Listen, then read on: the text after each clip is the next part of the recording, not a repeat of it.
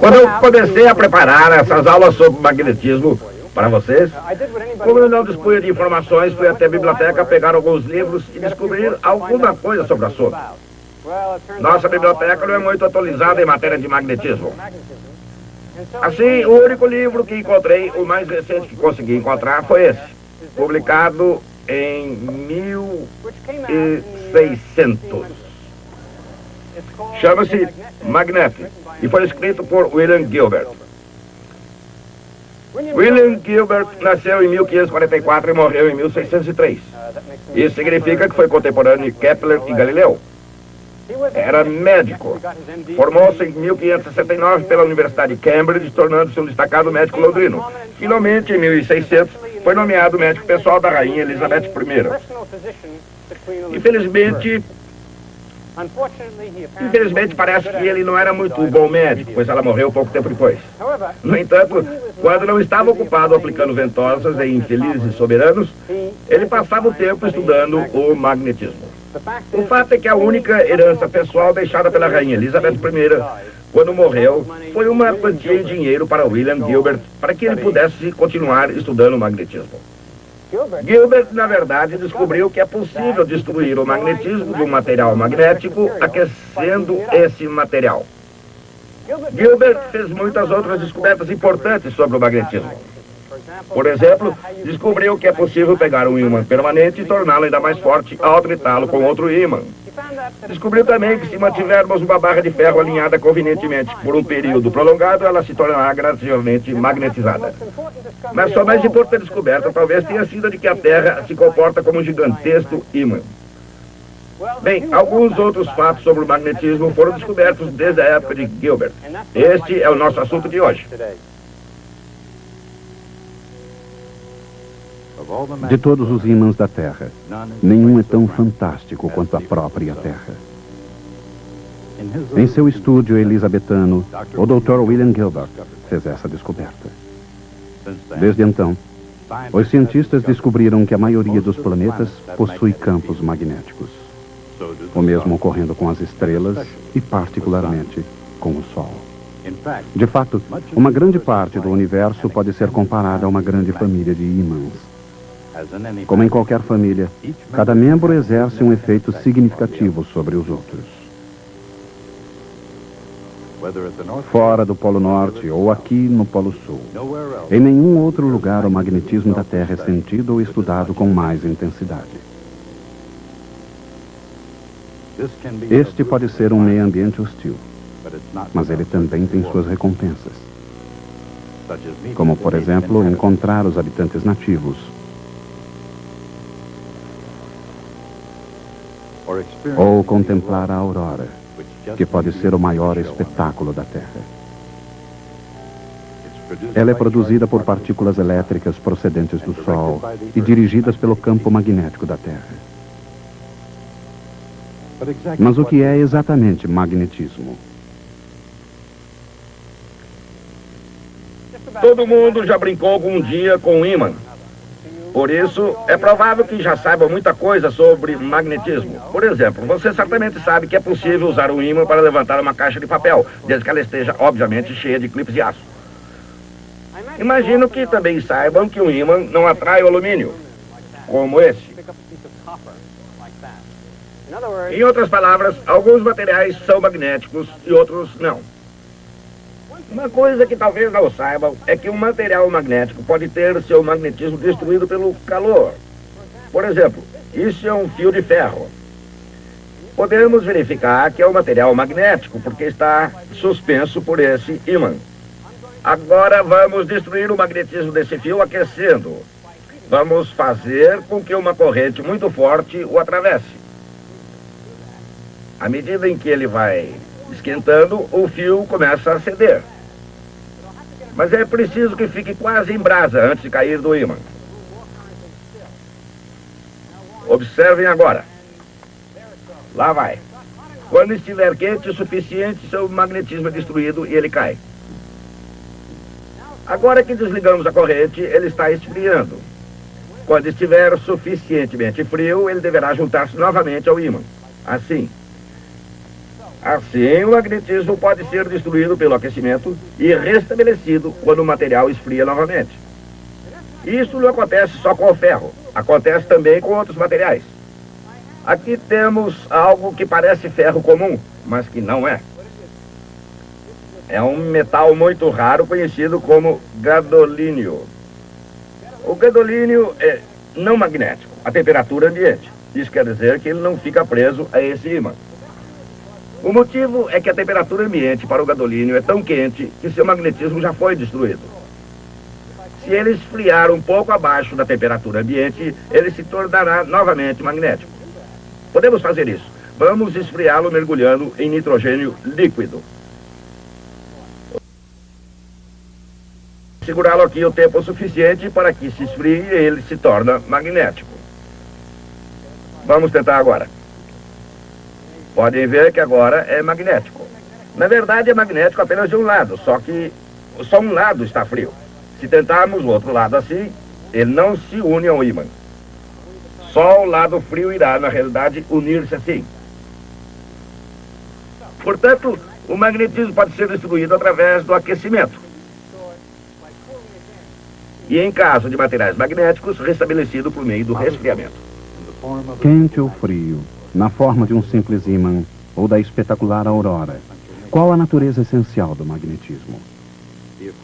A equação da força entre polos magnéticos lembra a equação da força entre cargas elétricas, bem como da força entre massas gravitacionais. Assim como cargas elétricas, os polos magnéticos podem ser de dois tipos, chamados norte e sul. Polos opostos se atraem. E polos semelhantes se repelem.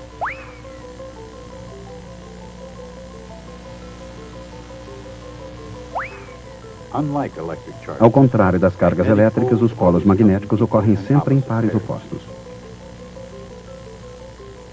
Se tentarmos cortar ao meio um ímã para separar os dois polos, as extremidades cortadas criam seus próprios polos. Assim, cada fragmento mantém um polo norte e um polo sul. E é exatamente essa diferença entre cargas elétricas e polos magnéticos que nos leva à questão. É possível a existência de um polo magnético isolado em algum ponto do cosmos? De acordo com algumas teorias, sim. Teoricamente, alguns polos magnéticos isolados, chamados monopolos magnéticos, existem realmente. E sempre existiram, em consequência do Big Bang.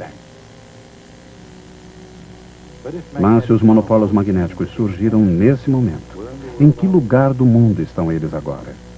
Muitos cientistas têm se dedicado à procura desses monopolos, mas até agora nenhum foi encontrado. Em compensação, dipolos magnéticos existem em abundância por aí.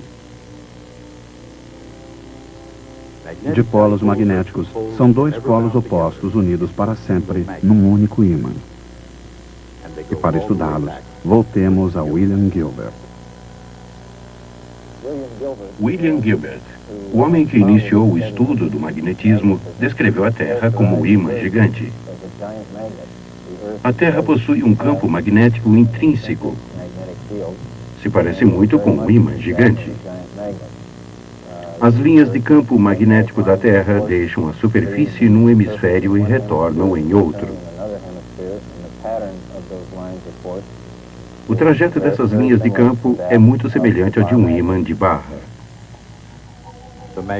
O campo magnético de um ímã, com seus dois polos, é semelhante em forma ao campo elétrico de duas cargas elétricas opostas. Corrente elétrica numa espira circular também cria um campo magnético dessa forma. O mesmo acontece com todo próton e todo elétron no universo.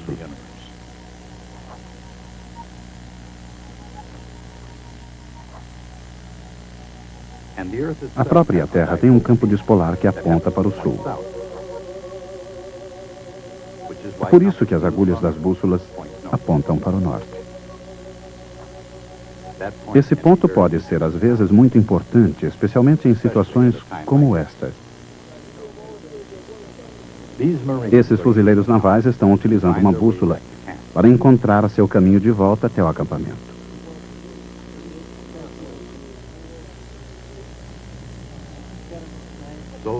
Soldados e marinheiros há muito usam a bússola para se movimentar de um lado para o outro, numa montanha ou ao redor do mundo.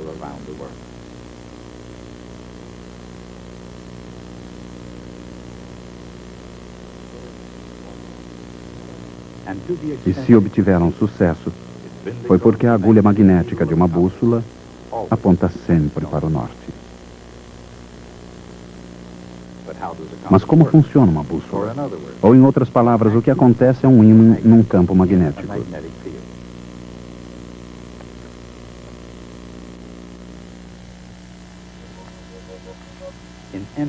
Em qualquer campo magnético, um ímã experimenta forças iguais e opostas em seus polos, de maneira que ele tende a ficar alinhado com o campo.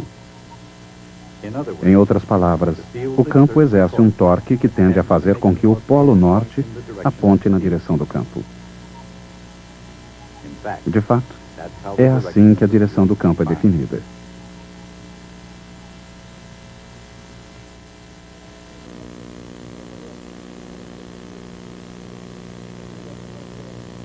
Não importa o destino, a agulha magnética de uma bússola pode mostrar o caminho porque ela está em alinhamento com o campo da Terra. Pelo menos aqui na superfície. Mas o que acontece lá longe, bem acima da superfície da Terra? Até que ponto se estende o campo magnético da Terra? A princípio acreditava-se que o campo dipolar da Terra se estendesse indefinidamente pelo espaço, mas hoje sabemos que isso não é verdade. Esse campo está confinado na direção solar pelo vento solar que age continuamente sobre ele. E esse vento o confina a uma distância de 40 mil quilômetros na direção solar. Na direção oposta, na direção da cauda, ele se estende por milhões de quilômetros, pelo que se sabe. A cauda da Terra, que não é diferente da cauda de um cometa, consiste na realidade de fluxo magnético. O fluxo magnético é definido, numa perfeita analogia com o fluxo elétrico, como o fluxo do campo magnético de uma superfície. O fluxo elétrico através de um pequeno elemento de superfície é igual sua área vezes o componente do campo elétrico a ele perpendicular.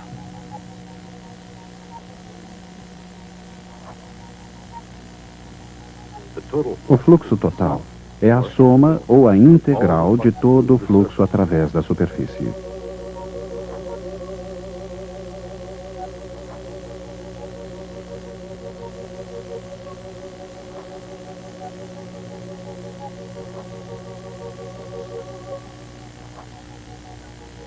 O fluxo, através de qualquer superfície fechada, é igual a uma constante vezes a carga em seu interior, representada às vezes como Q sobre ε0.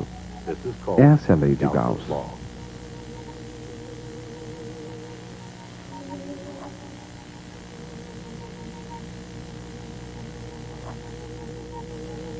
No caso de um dipolo elétrico, a lei de Gauss se aplica fazendo-se o balanço do fluxo que sai, causado pelas cargas positivas, com o fluxo que entra, causado pelas cargas negativas.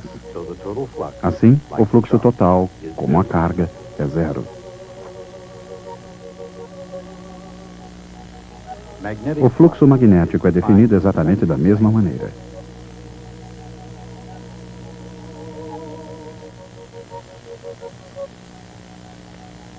Na prática, o fluxo é uma medida do número total de linhas de força que passam através de qualquer superfície.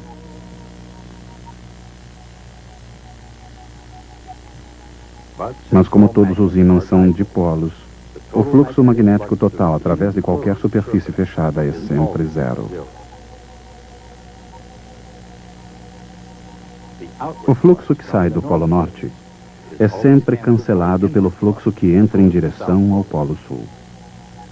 Esta é a lei de Gauss no que se refere ao magnetismo.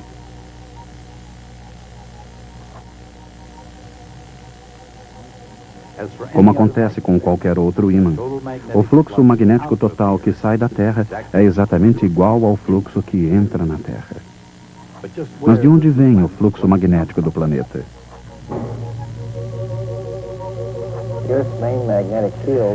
Sabemos que o campo magnético principal da Terra é o resultado do fluxo de correntes elétricas em grande escala no interior profundo da Terra.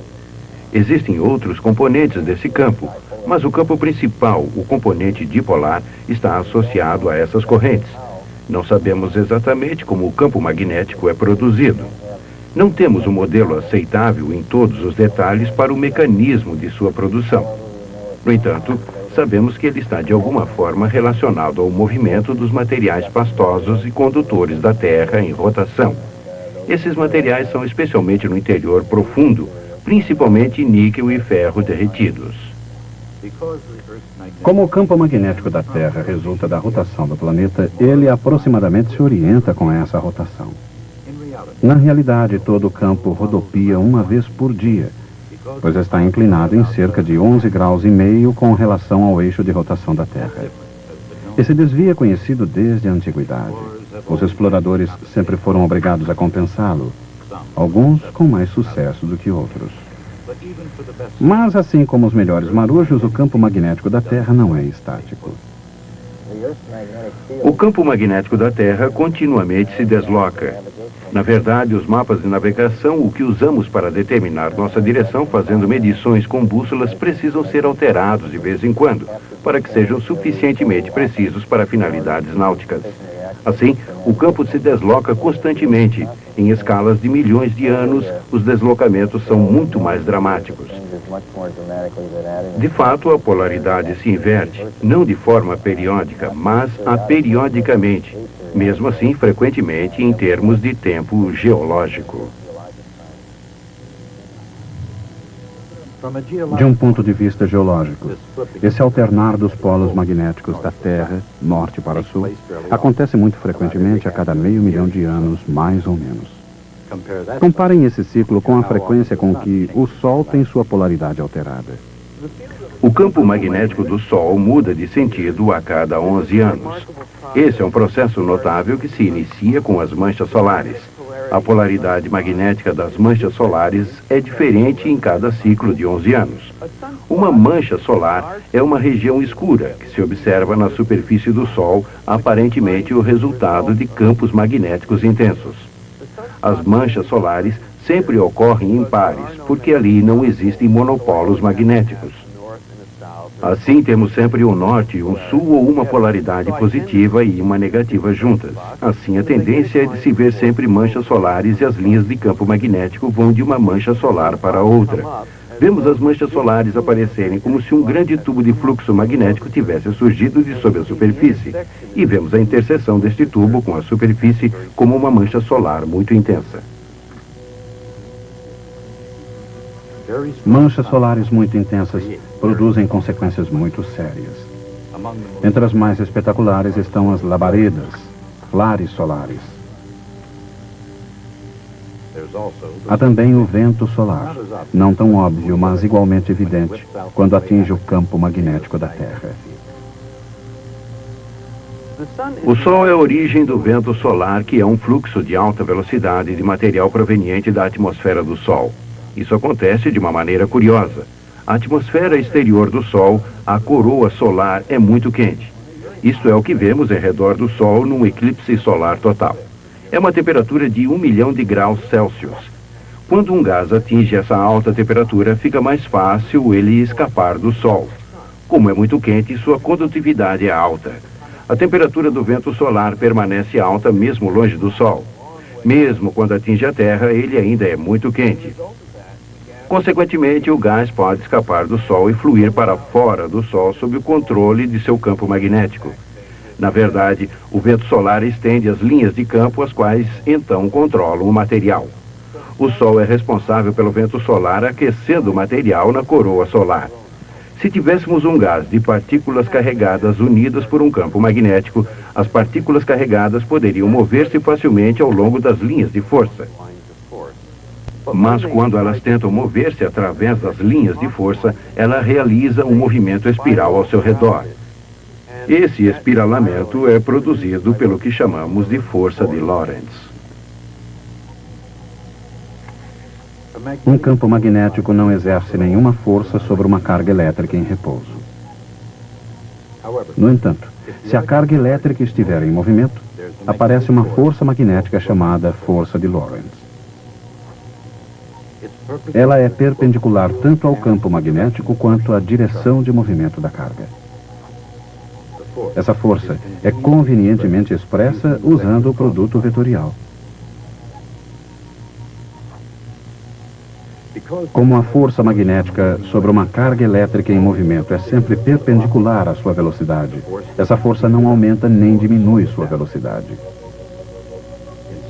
Em vez disso, as cargas tendem a fazer uma curva em torno do campo em trajetórias circulares ou helicoidais. Em campos magnéticos não uniformes, as cargas elétricas podem ser aprisionadas, como são, por exemplo, nos cinturões de radiação de Van Allen. Próximo às regiões polares, partículas carregadas muitas vezes se aproximam o suficiente para atingir a atmosfera, liberando luz como os elétrons que atingem a tela de uma televisão. Essa é a origem da espetacular aurora, tanto no Polo Norte como no Sul. De maneira geral, no entanto, o efeito do campo magnético é manter as partículas carregadas longe da Terra. O campo magnético da Terra funciona como um escudo para nós, protegendo-nos de partículas energéticas provenientes do Sol e dos raios cósmicos. Temos muita sorte de contarmos com o campo magnético da Terra. Ele permite a vida na Terra como a conhecemos. Alguns outros planetas possuem campos magnéticos. Júpiter, Saturno e Urano possuem campos magnéticos. Vênus não possui campo magnético. As pessoas costumam chamar Vênus de irmã gêmea da Terra, pois os dois planetas têm mais ou menos o mesmo tamanho e estão quase à mesma distância do Sol. Hoje sabemos que não é bem assim. Na verdade, Vênus é como uma Terra que deu errado, porque ele não tem um campo magnético para protegê-lo, como acontece com a Terra. Quando William Gilbert afirmou que a Terra se comportava como um ímã gigante, ele não deve ter percebido que havia encontrado um dos ingredientes críticos que tornam possível a vida na Terra. Assim, aprendemos muito sobre a natureza do magnetismo. Mas não devemos esquecer que tudo começou com esse livro de William Gilbert. Esse livro é, na verdade, extremamente raro. Acredita-se que existam mais ou menos uns 60 exemplares da primeira edição de William Gilbert em todo o mundo. E esse exemplar é muito especial por causa de uma inscrição na primeira página, e que se acredita tenha sido feita pelo próprio William Gilbert. Caso isso seja verdade, esse é o único exemplo conhecido da caligrafia de Gilbert. Mas, por mais raro e valioso que possa ser esse livro, ele não é a coisa mais antiga que já se escreveu sobre o magnetismo. De fato, existe um manuscrito sobre magnetismo publicado há mais de 300 anos antes do livro de Gilbert. Ele foi escrito por um homem chamado Pierre de Maricourt, também conhecido como Pedro o Peregrino.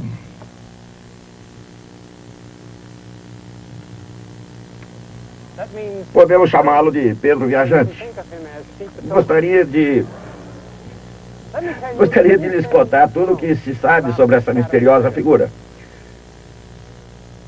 Seu manuscrito é intitulado uma epístola, uma palavra latina que significa carta. Foi exatamente uma carta que ele escreveu. O título da carta é Carta sobre o ímã de Pedro Peregrino de Maricourt a Sigiros de Foucault. Isso é apenas o título. A carta descreve o comportamento dos ímãs, inclui vários dados sobre o magnetismo e não fala nada sobre o próprio Pedro. No final da carta está escrito: concluída no campo de batalha durante o cerco de Lucera, no ano 1269 de Nosso Senhor, dia 8 de agosto. Isso é tudo o que se sabe sobre Pedro o Peregrino. Baseados nessas informações, os historiadores nos dizem que ele foi o engenheiro do exército de Charles de Anjou, rei da Sicília, que ele era nobre de nascimento, que veio de Maricourt, da Picardia, e que era um teólogo franciscano. Como é que os historiadores sabem de tudo isso? Acho que isso se chama imaginação dos eruditos. Os eruditos não são os únicos dotados de imaginação. O próprio Pedro Peregrino tinha uma imaginação fértil. Ele foi o primeiro a inventar um moto perpétuo magnético. O primeiro de muitos. Quando não funcionou, assim como todos os outros que vieram depois, e que também não funcionaram, ele foi o primeiro a jogar a culpa no homem que o construiu. Mas suas observações argutas sobre o comportamento dos ímãs tornou o seu manuscrito extremamente valioso. Existem 31 cópias conhecidas desse manuscrito. E pelos padrões da Idade Média, antes da invenção da imprensa, isso significava que seu manuscrito foi um fantástico best-seller. Pelo menos um desses exemplares caiu nas mãos de William Gilbert, pois Gilbert cita com frequência essa obra, essa carta, que nos chega de tempos imemoriáveis. E por falar em tempo, o nosso está esgotado. Até a próxima.